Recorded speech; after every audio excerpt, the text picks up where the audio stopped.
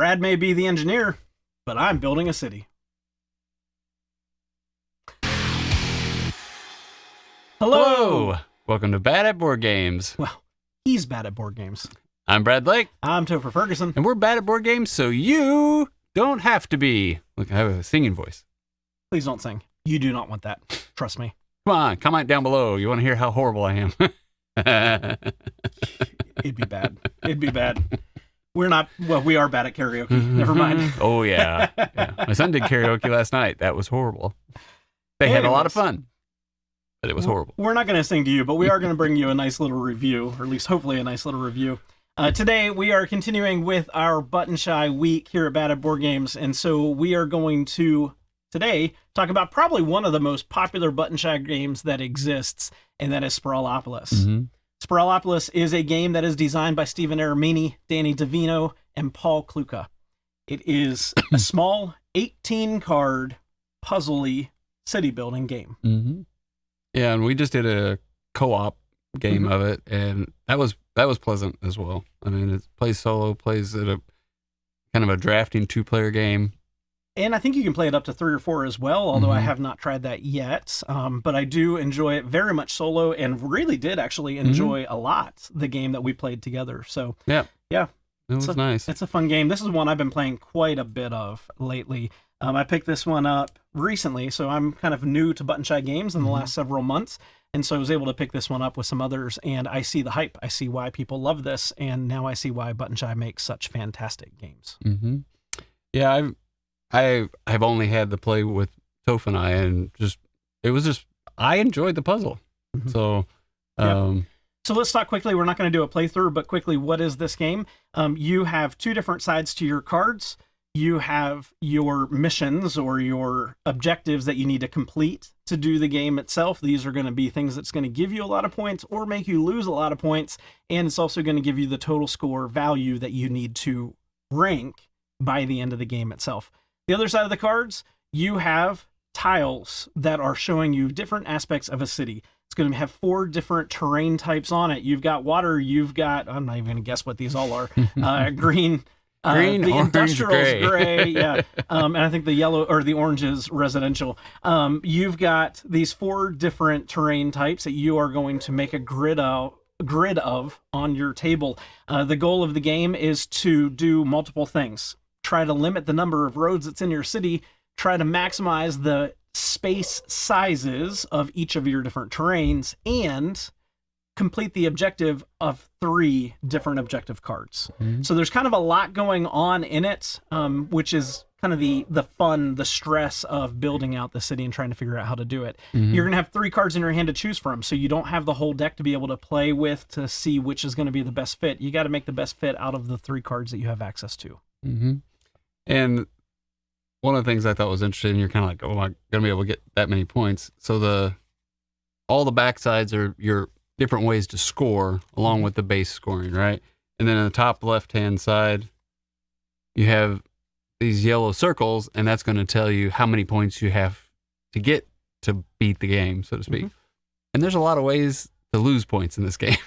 Yes.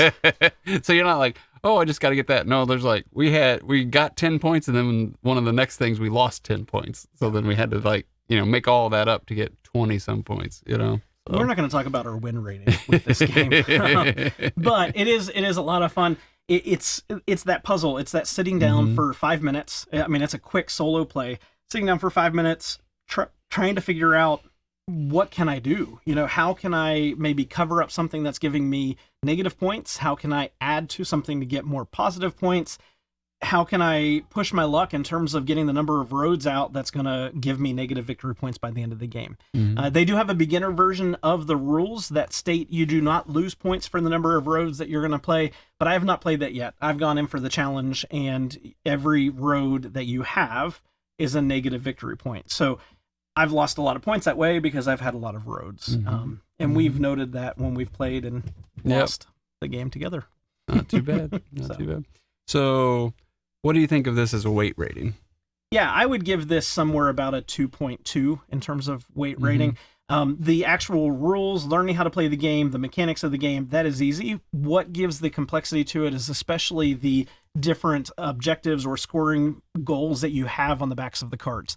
They're all different, and a lot of them are going to give you positives or negatives. It's not going to be a positive only, it's going to be positives or negatives. Mm-hmm. So you're having to balance multiple things. If you want an easier game, maybe you could play one scoring objective instead of multiple, or maybe two. Really, you need the three because you have to add up those total score points to see what your maximum or your minimum score needs to be able to win. But it's definitely somewhere that's not crazy complex. 2.5, I think would be appropriate. What about you? Do you think that's about right? Yeah, I would put it in a 2. I don't think it's hard. I think it's a puzzle, right? Yeah. It is literally, there's a puzzle to be had, but it's not like brain burning. And, I don't know. It's like, oh, I won or I didn't win. Yeah. I don't feel like it's like, oh, there's a way to, I'm not sitting there killing myself to play this game either. Maybe I shouldn't. What would be a 2.2? What would we rate it against? You had to put it up against another game. I don't know if we play 2s that often. Yeah, we don't. That's a hard. Yeah, like it's a little harder to rate those than it is the 4s. I would say this is just an easier game. Yeah. Right. It really would. Yeah. So. Of the button shies that we play, this is one of the more complex, I would say, in terms of managing multiple goal or end game scoring mechanics. Still not difficult, but definitely something that's going to give you a little bit of a thinker in front of the TV if you're playing it by yourself. So value rating, this one's $12 as well. $12, yes. So Toph bought this one. What do you think the value is? So if it was at what would it have to cost to be like a value of 1 for you? What would it need to be a value of 5 for you? Based on you've been playing it. Like I know it was $100. It's 1, but where is that maximum cost for you? Well, so $12 I think is definitely worth it. I have definitely made that up in terms of the number of plays that I've had. What would be the max I would pay for it? I mean, I probably wouldn't look at something this small at over $20 myself. If I didn't know what it was going into it, I probably wouldn't go into the 20 plus range. The fact that it's 12 is great. And the expansions, they have multiple expansions for it. They're each $3 to add on. I don't think that's needed right away, but eventually maybe I'll play this enough that I want those changes and I want some additional complexity into the game itself. So, I'm rating this, honestly, I would say this is a 5 for me, value-wise. At $12, absolutely worth it because I've been playing this so much since I got it. And it's just something I want to continue to play. So, And this is one of their top games, right? So, if you were looking to get into a few of these button shy games, this might be one that you would want to put on that top tier hit list. So, BGG rating, BGG rating. So I liked our co-op game of it actually. So you're kind of like kind of an open draft. You draw a card and then you get past 2 cards after you play, and you kind of talk about, hey, I could play this or that, back and forth, and they encourage the talking. You're not necessarily trying to show the card you have when the other person's trying to play, and then you kind of get to strategize based on the objectives that are going to get you the most points. And I put this card down, and I'm going to lose a point, but I'm going to gain 2, or I'm going to, at the end of the game, you're just trying to like make sure you don't have a negative and sum it out to be a 0, something like that. I think this is a nice 7, right? 7 plus. So, 7.25, but it's a lot of these games. I think they're nice games. I think they're nice solo games. I think they're quick. And, I would even call these sub filler games. I think of a filler game being like this 20-minute, 30-minute game.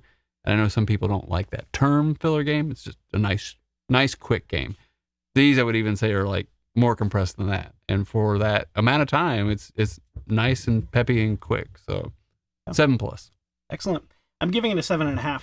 I do really enjoy the game, and especially as somebody that's a solo gamer that will sit down and play games at home, I've been insanely busy lately. Coming home wanting to play a game, I don't have time for Arkham Horror. I don't have time for, playing Terraforming Mars, playing Final Girl, whatever it might be. I do have time for a couple, 2, 3, maybe 4, 5-minute games of Sprawlopolis. Nice. So 7.5 for me.